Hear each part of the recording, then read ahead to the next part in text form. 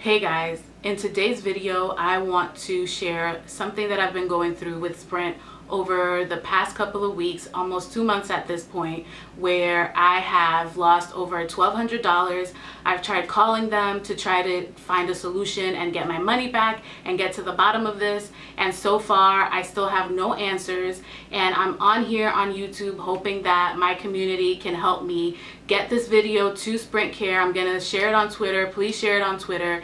If you know anyone who is a Sprint customer, also share this with them as well, because if anything, if I can't get my money at the end of this, at least I can save someone the heartache and the trouble, and encourage them to please look at your bills every month with a fine-tooth comb and to really reconsider signing up for automatic payments, because in my experience, Sprint was never late to take the money out of my account every month, but when it came to me recovering something after an error that they made, they don't keep that same energy. So we really need to have something come out of this, some kind of change, something good, because I'm really frustrated, and I've attempted to record this video so many times and I'm just like losing it at this point. And I just want to tell you guys the story so that something can happen and somebody can finally take me seriously, because I am tired of getting on the phone and having people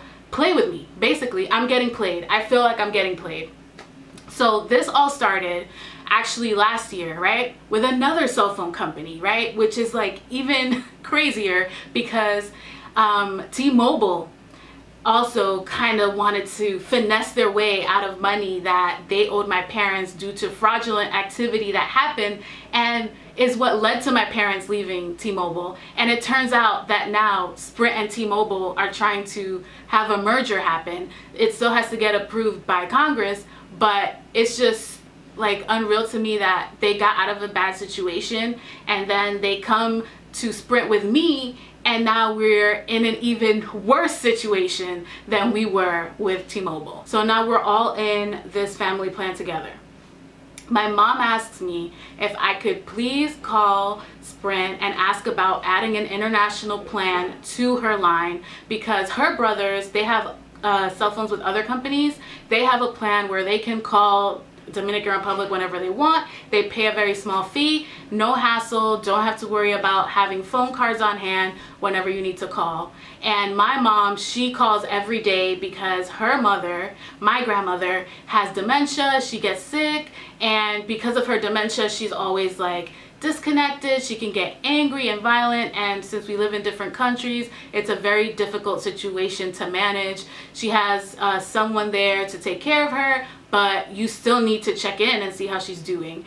And on some days she's doing pretty well, on other days she's really disconnected. But on those days when she seems to be in reality, they have longer conversations. So you can imagine how many minutes my mom spends on the phone every month making calls down there, and how much easier it would make her life to have this plan where she doesn't even have to think about what she's doing. So I call and I ask about it, and the customer service rep that's helping me, this was back January, February, the person asked me where I was calling to. So I said it was Dominican Republic. They looked it up in their database, whatever they did to see my plan, to see if I was covered. And apparently I was covered and it would be free for us to make calls to Dominican Republic. So at that point I was definitely shocked, because my uncles have plans, but on Sprint you don't need one. That doesn't make sense, especially now where I'm in the position that I'm in. It really doesn't make any sense, but I let it go. I'm not gonna know more than somebody that works for Sprint, and they supposedly looked it up before they told me what to do. Fine. So with that information, I tell my mom that she's free to make calls, so she didn't look back. She starts calling my grandmother and using her cell phone to do it. Cool. Couple of months go by. We're in May now. And I was in Mexico. I was there for a friend's bachelorette. I come back home. First thing I do is check my bank account. Well, what do you know? I got over $1,000 taken out that month from Sprint. And immediately I'm in like full panic mode. I'm almost in tears. That is a huge amount of money, all right? A huge amount of money to just be gone. And so I start panicking because I think back to the year before where I had another incident where I couldn't log into my Sprint account online, and when I tried to reset my password and enter things like my social security number, which I would not mess up, it said that the information I was entering didn't match their records. So I ended up calling them to fix it, and when I was on the phone, it turned out that all of my personal information was different. So I don't know if my account got hacked and to what ends. Like, I don't know what was going on there, but even with that really like shady incident, I did not cancel my service with Sprint. I've been a customer since 2011. I let it go. Shit happens, right? It didn't cost me anything financially, at least at that point. So I just had them fix it, and eventually I was able to start logging in online again and monitor my account. Cool. So when we get to May again and I see this, that's like the first thing that came to my mind. Somebody hacked me, like something's wrong. Fraud, you know, all the alarm bells are going off, especially with the incident that happened with T-Mobile and my family. Cool.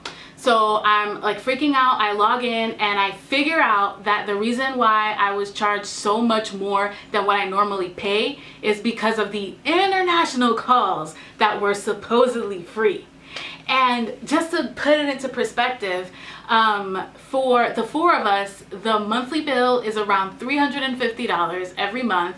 And I know that sounds really high anyway, but the reason why it's that much is because everyone got new cell phones when they transferred over to me and they did the leasing plan. So those equipment charges is what really makes the bill go up even higher. So like I said, at that point, I figure out what the issue is, and I also discover that the month before they charged me over $700, and I don't even know how I missed it, but I missed it. And so now I'm over $1,200 in the hole, and I'm gonna break down for you guys. I have a spreadsheet that I made exactly with the amounts that were taken out of my account. So for the billing period of February 11th to March 10th, I was charged $789.59. For the billing period between March 11th and April 10th, I was charged $1,169.17. Now, when you go in further into those accounts, for the billing period between February 11th and March 10th, I was charged $344.96 for international calls, which breaks down to $1.96 per minute, which is outrageous, because if you've ever purchased a $2 phone card to call Dominican Republic, you know that's at least 45 minutes. So to be charged $2 for 1 minute is out of control, but whatever, let's just say that's normal. Following month, $650.72 for a total of $995.68 for those minutes used. Then, that's not the only part of my bill that got hit with extra charges. When you go down to the Sprint surcharges, those also went up that month because I was charged more. So for that period between February and March, I was hit with an additional $93.37 than what I paid the month before.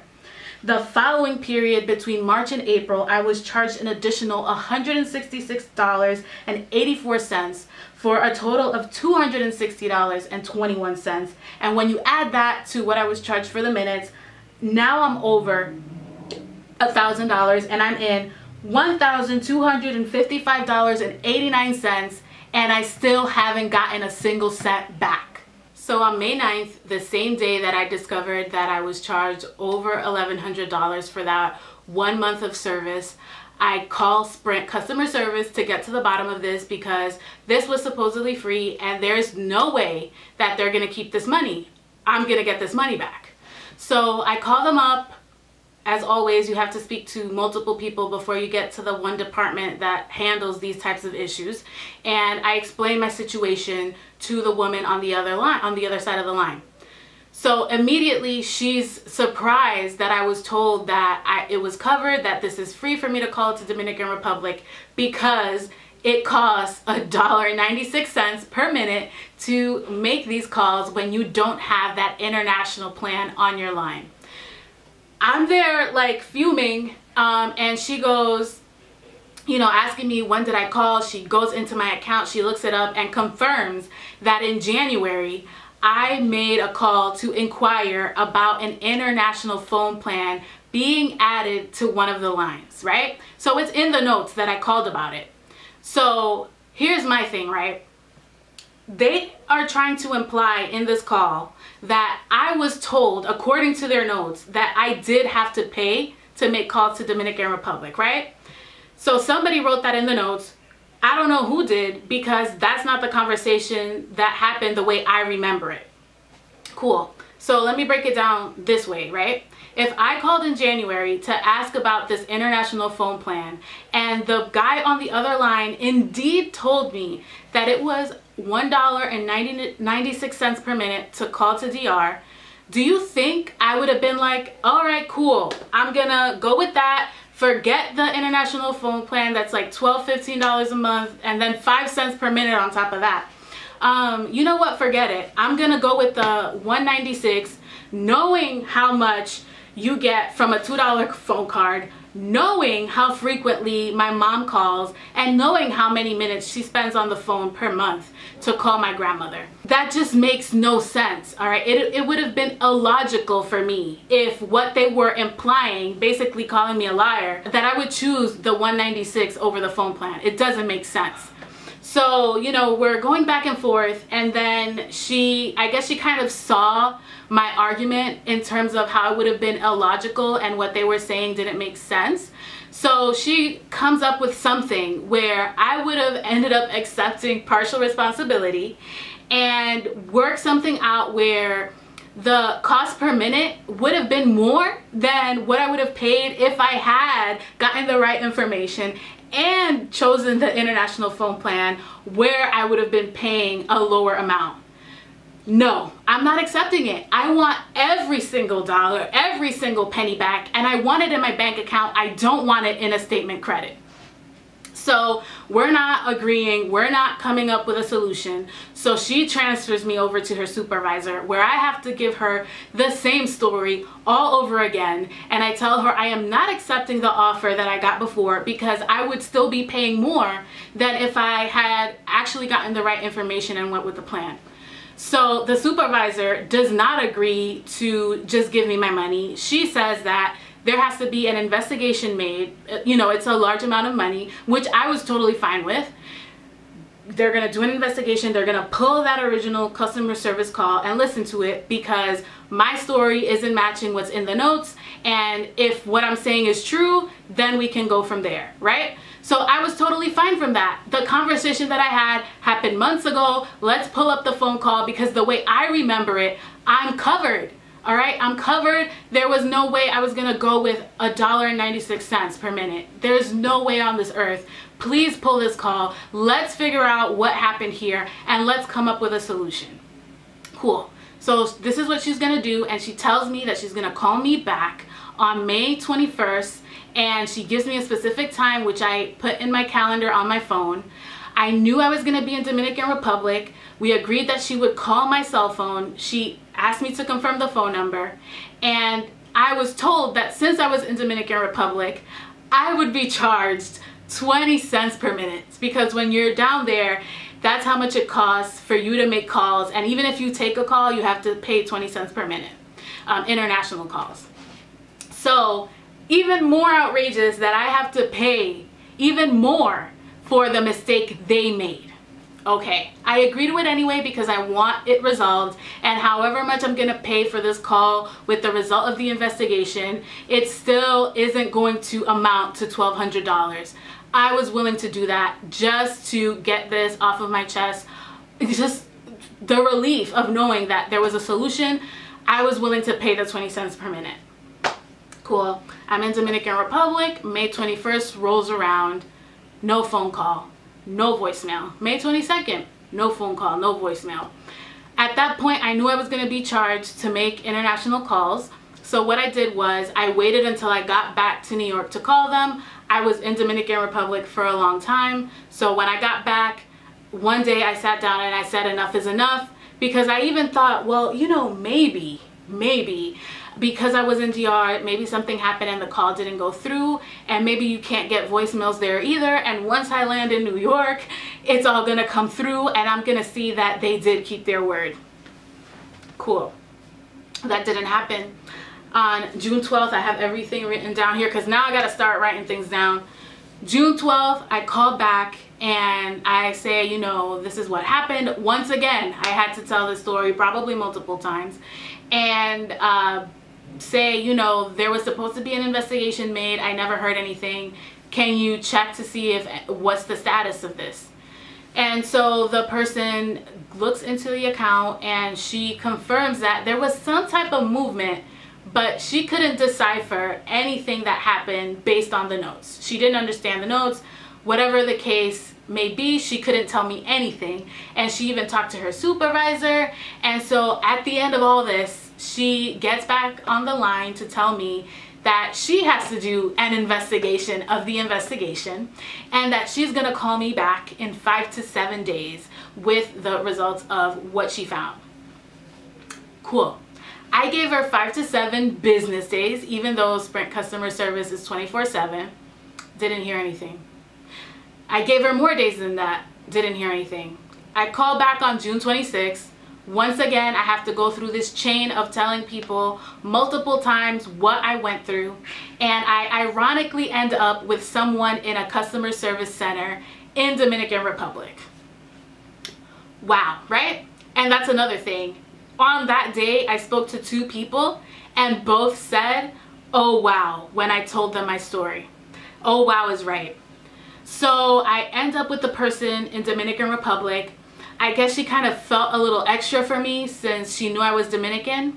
So she really wanted me to break everything down, and she went into the account as if I was calling for the first time to figure out what went wrong here. And she was genuinely, like, it felt like she was genuinely shocked as to what I had been through and how much I was overcharged. So she goes in and the number she comes up with is $900 and something, which to me shows that she only looked at that part of the bill that had to do with the minutes. And then when you multiply that by the cost per minute, that's where you get that $900 something. But she didn't look at the surcharges. So with the surcharges, it's over $1,000, which is what I keep saying in every call, over $1,000. So I don't just want the minute part, I want that extra surcharge that was charged because my bill was higher. So whatever, she comes up with that figure and she goes to talk to her supervisor to figure out what they can do for me. So I guess in that conversation with the supervisor, they're not gonna be responsible for resolving it for me. They're gonna go track down the original people that were supposed to give me an answer. So the woman gets back on the phone and she tells me, you know, I'm gonna take this personal, like, I'm so sorry, everybody's so sorry, but nobody wants to give me the money back. I'm so sorry, I'm gonna take this personal. I am gonna call the people that were supposed to call you in the first place on tomorrow, right? So she's gonna call them the next day because at that point when I called, that office was closed. So I'm gonna call them tomorrow and I'm gonna call you back and I'm gonna tell you everything so that this can just be resolved. In this same call, she asks me, are you sure they didn't call you? Because it says here that they called you. And I said, I'm sure, I had my phone. I never got a call, I never got a voicemail. She says, they called you at this number. Guess what? They called my landline here in New York. We never talked about my landline. We specifically spoke about my cell phone number and that this was the callback number. I wasn't here. That's why that whole 20 cents per minute thing came up. So why they decided to call my landline is beyond me. She asked me to go to my answering machine and check to see if they left me a message. I went through the calls and lo and behold, I had calls from Sprint customer service. They called me 3 times and in each message they said the same thing, that they tried to reach me, they got my voicemail, and that they would be calling me back, right? So she probably figured she was calling my cell phone, but she was actually getting my answering machine in my house. So no details about anything. So the new customer service person that I'm talking to in DR can't do anything with that either because they didn't give me any details. So even if the customer service people know what's going on in the notes, they're not telling me anything. They don't want to take responsibility. They want to put it on the original people. And it just makes me wonder what type of incentives they have going on there, where people feel afraid possibly to make a call that would end up in a customer getting paid back for an error that they made. Nobody wants to take that on. They want to pass that on to somebody else. And so what is right is not what reigns. It's really like avoiding taking responsibility, because maybe you're going to look down upon, maybe you won't get a bonus, maybe people will look at you sideways. I don't know what the culture is, but if anybody from Sprint is watching this, I would definitely look into that. And I would also look into the note-taking system, because whenever I've had to call back, nobody can figure out what they wrote in there. So I don't know if they're lying, if again it's a thing about responsibility, but there is no clear note in there. So when I call, I can get an answer. And if they tried calling me over and over and they couldn't get to me, they should have known that I was going to call back. It's $1,200 and I was pretty angry on that original call. So there should have been some notes there as to what to do when I called back, and there was nothing there, or nothing that anybody wanted to tell me. So again, she tells me she's gonna call me the next day. Next day rolls around. I was about to get on the train. The train was coming into the station in New York, and I got the call. It was a blocked number. I'm thinking it's my mom. I answer. It's Sprint. So I sprint above ground because I don't want to miss this call, because I'm like, finally somebody has something for me. They found out what was going on and I'm gonna get a solution. No. It was more disappointment. She told me that her supervisor, even though she was personally going to handle this, no, her supervisor was speaking to the people in that office that I spoke with in the first place, and that those people are going to call me that same day on the 27th or in 24 hours. Didn't get anything that day. No voicemail. Didn't get anything the following day. No voicemail either. And now it's June 30th and I still haven't heard a peep. And that's why I'm here. I am tired of calling. I am tired of people telling me somebody's gonna call me, and I still don't have any answer, guys. No answer, no information. And I am at my wit's end. I'm here on YouTube hoping that we can spread the word and that someone can finally do something and stop giving me the runaround. I don't have any interest in getting on the phone and telling this story all over again. They can watch this video and get all of the details that they need. I am not doing it again. They have access to my account. They can look into that as well. I don't want to talk to anybody if it's not about me getting my money back, if it's not about the results of the investigation. I am not telling the story again. Play this, watch it, listen to it. It's a lot shorter than all the minutes that I've spent on the phone trying to get results. Thank you guys so much for watching. I've been on my Instagram talking about this. People have been giving me advice, so I want to thank you for that. If you've gone through something similar, let us know what happened in the comments, because this is ridiculous. And to think that this company is going to merge with another company where my parents almost lost hundreds of dollars as well, and I had to fight tooth and nail, and people tried to pull the wool over my eyes there, and I had to go on Twitter, and at least that Twitter was helpful because the Sprint Twitter was a little bit too sassy for me, and it turns out they got a whole new team handling that. No surprise there. I have nothing else to say or give. I mean, if anybody wants to volunteer legal services, maybe I have to like sue them to get my money back, and if we have to go through that extreme, we can ask them to cover your services. Maybe there's something we can do here, put the pressure on them to stop playing. I will post updates in this description box if I hear anything, and thank you so much for watching. I'll catch you next time. Bye.